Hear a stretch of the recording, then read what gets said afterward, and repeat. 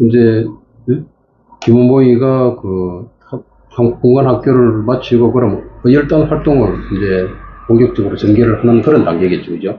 네, 의열단은 이제 1919년도에 결성되고, 쭉 이제 활동하다가 남이사에 금전적 지원을 받으니까 활성화된 거죠. 네. 그 활성화되면서, 그러면 어떻게 지원을 받아서 교육을 했느냐. 예. 그건 좀 중점적으로 이번 시간에 말씀을 드리겠습니다. 그래서 그러면 김원봉이가 그러면 계속 이제 남이사에 이제 자금을 지원을 받아가지고 세운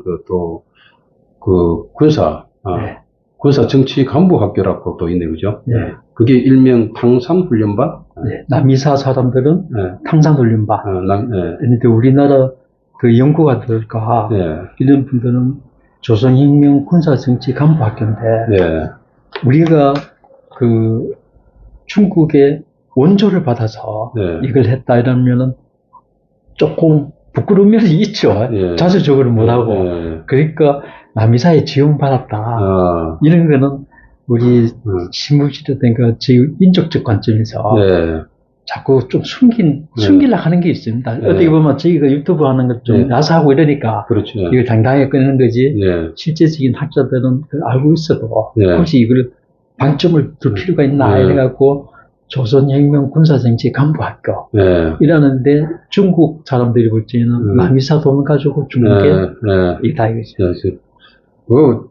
근데 그런 부분은 좀 대범하게 해도 될 것 같아요. 근데 사실상 우리도 지금 이제 선진국이 우리가 6.25 때 진짜 해방 원조를 받았었잖아요. 미국의 원조를 받고 어느 날 선진국이 되는 그 과정에 우리가 또 열심히 했으니까 또 이렇게 그 당시에 중국 국민당으로부터 자금을 지원받아가지고 또 나름대로 우리 또 저는 독립군 후예를 또 양성하는 그런 부분은 인정할 거 인정하고 그렇게 하면 될 것 같아요. 사실을 기록하는 게 중요한 것 같습니다.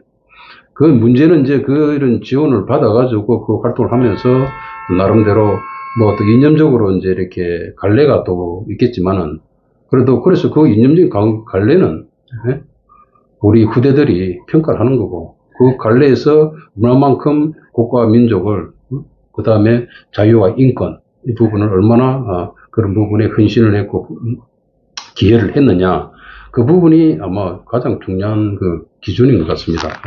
그런 의미에서 우리가 지금 김원봉에 대해서 지금 우리가 이렇게 살펴보는 것은 김원봉에 대해서 공가를 좀 더 우리가 객관적인 기준에서 살펴보는 그런 의미이지 않겠냐 하는 그런 부분을 말씀을 한번 드려보면서 조금 전에 그러면 김원봉이가 중국 국민당 남이사로부터 자금을 지원받아가지고 탕산훈련반 거기에 대해서 좀 자세히 좀 설명을 해주시죠.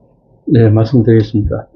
그래서 이제 약산 김원봉 선생이 등을 통해서 남이사하고 연결돼가지고 금전적 교육적 지원을 받게 되는데 이제 훈련 기지, 숙소, 무기 그리고 한 달에 3,000원 중국 돈. 한 달에 3,000원. 현재 시세는 어떻게 되는지 잘 모르겠어요. 그런 돈을 받아서 이제 훈련을 시작합니다. 그 훈련 시작하는 게 1932년 12월 20일, 32년 10월 20일에 중국 남경시 근처에 탕산 가는 지역에 학교를 세워가지고 항일 공작원들. 그리고 약산 선생은 의열 활동이 이제 독립운동의 방법이었으니까 그 훈련을 시작하는데 그게 이제 탕산에서 이 교육을 했기 때문에 중국 남의사에서는 탕산훈련반 이렇게 지칭을 했는데 이게 1932년 10월에서 1935년 9월까지 3년 동안 6개월 과정으로 해서 125명을 배출한 걸로 지금 연구 결과는 그렇게 되어 있습니다. 125명을 배출하는데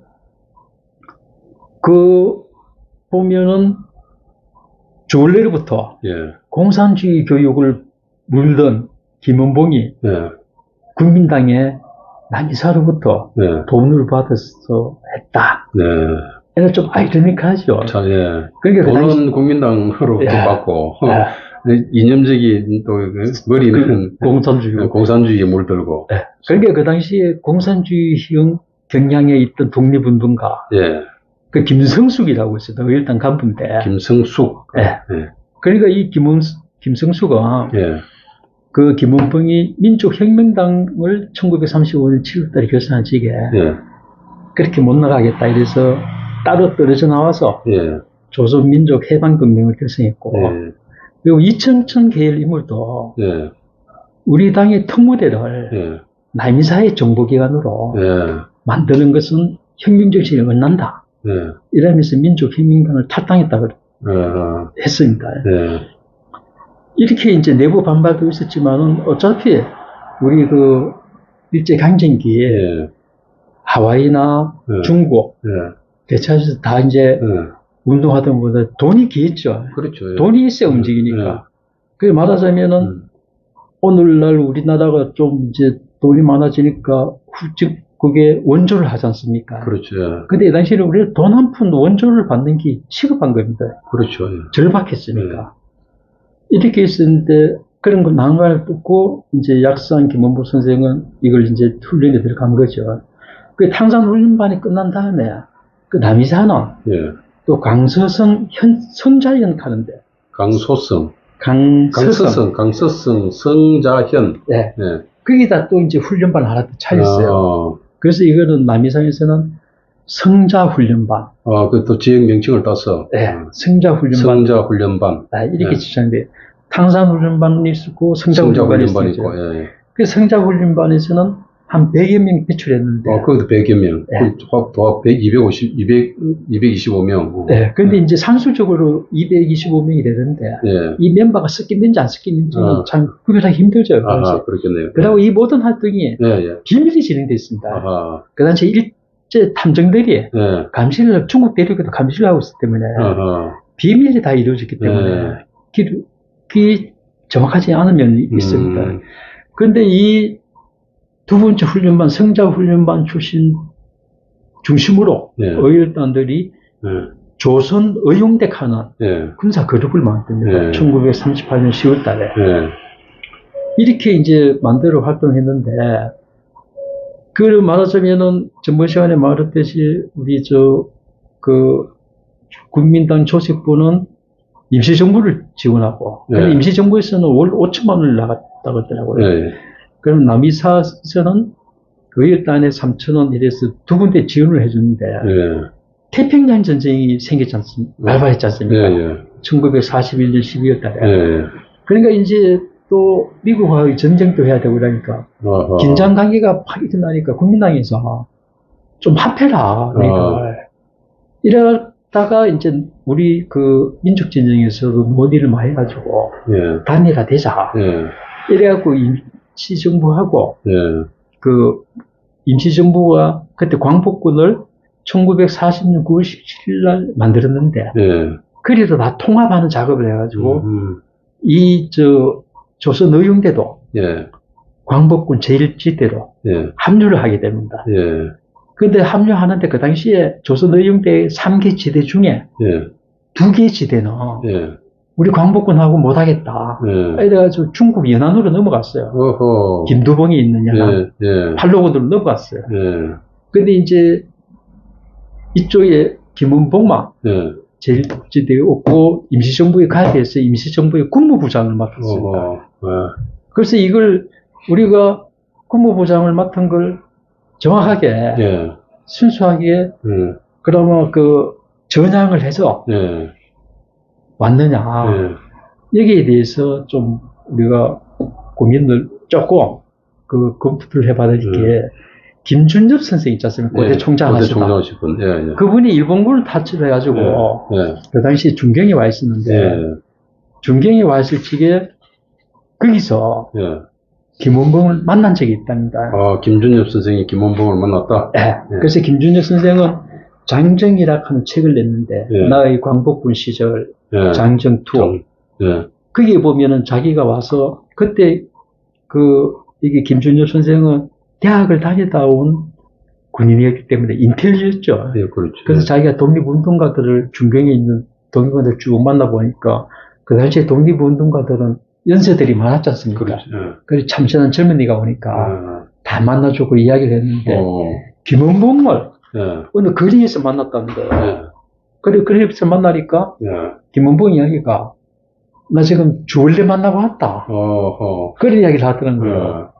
그래서 주얼리를 만나고 왔다. 예. 그러면 이제 왜 주얼리를 만났겠느냐.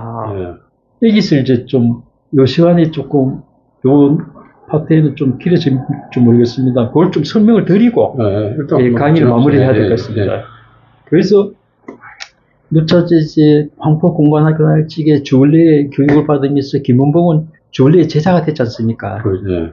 그런데 2차 국공합작이 예. 중일전쟁이 1937년도에 일어나니까 2차 국공합작이 됐잖아요. 다시 또 필요하니까. 예. 네, 그때는 일본을 타도하는데 우리가 뭉치자. 예. 그렇죠. 예. 항일 타도가 예. 목표였거든요. 1차는 군불이고 2차는 일본이고. 예. 예. 그래 이제 뭉쳐지니까 그러면은 국공합작을 위해서 예. 그 당시에는 모택동은 연안에 있었고 예. 이쪽이 조금 밑에 중경에 국민당 정부가 있었는데 예. 그하고 합작을 이제 상의하는 멤버로 주얼레를 파견을 했어요. 중경에. 그렇죠. 예. 그러니까 이제 주얼레는 연안보다 중경에 있었던 시간이 더 많습니다. 그 이제 말로는 이제 객관적 용어로는 합작인데 예. 통일 전선 전술이죠. 공산당 입장에서 보면 그렇죠. 예. 통일 전선 전술을 해갖고 이 국민당을 예. 끌어들이는 게 주얼레 목적이었어요. 목적이. 예. 그 어떻게 보면 통일 전선 전술도 큰 범위의 비밀 공작으로 보면 비밀 공작. 그 대표적인 거리가 김원봉이네요, 그러면. 그러니까 이제 김원봉도 예. 아까 이제 그 뭡니까 저 김준일 선생이 예. 만나니까 주얼리 만났다고 했잖아요. 그러니까. 예. 그러니까 김준일 선생은 예. 통일 전선 전술을 하기 위해서 김원봉이가 예. 중경이 남았다. 아. 이래 보여주는 거예요. 아하. 이게 뭐 순수하게 우리 전향을 해서 예. 만남은 게 아니고. 그렇죠. 예. 그래서 그 당시에 예. 중경이 남아있던 멤버 중에 예. 저쪽에 그 김원봉 이외에 예. 해방 후에 거물 간첩이 되는 성시배 예. 성시백. 이런 사람도 예. 다 거기서 주얼리하고. 예. 그런, 예. 그게 통일전선. 그런 배경이 있는 거. 사실은 뭐 지금 그 당시 전향을 했다지만 지금 우리가 네. 오늘날 관점에서 보면 전향이란 말을 이렇게 쓰고 하는 것이지 그 당시에 내가 뭐 전향을 하겠다 이런 그런 것도 없었죠. 그러니까. 그래서 아마도 보면 그 당시만 해도 지금 그 사회주의 사상, 공산주의 사상이 그 소련 볼셰비키 그 공산당 혁명을 통해 가지고 그게 그 당시에는 나름대로 어떤 신선한 일. 봉건 왕조를 갖다가 이제 하는 데서 신사조니까. 그래. 예, 그 당시만 해도 그게 신사조고. 우리 젊은 또 엘리트. 하나는 공산주의고 하나는 자유주의. 네. 예, 그 과정에서, 결국은 김원봉이는 네. 좀 자유주의 사상과 공산주의 사상을 같이 그때 함께 갖고 있으면서 공산주의 사상에는 주얼레에 대해서 더 영향을 많이 받았을 것 같아. 근데 저는 개인적으로 볼 적에 예.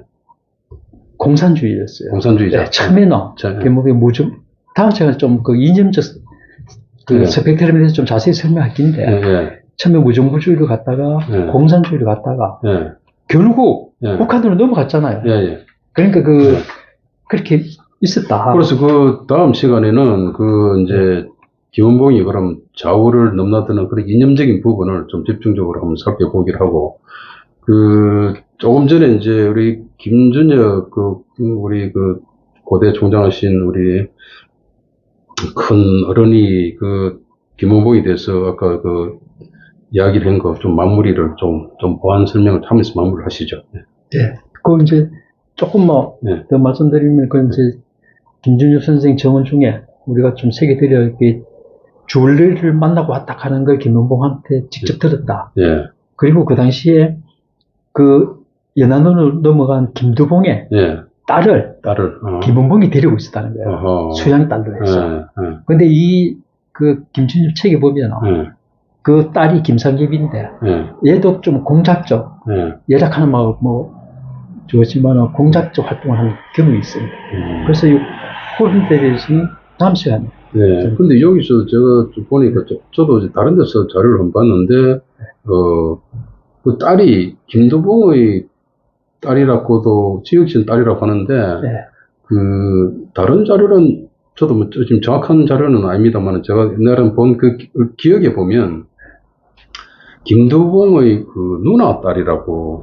그래요? 그래서 친딸이 아니고. 김두봉의 직접 사이가 아니고, 그 고모의, 그러니까 김두봉의 그 누나 조카 사위라는 그런 이야기를 제가 본 적이 있습니다. 김원범이 데리고 있던 딸이요. 그 부분은 좀 더 이게 우리가 좀 조사를 해봐야 될 부분인 것 같습니다. 네.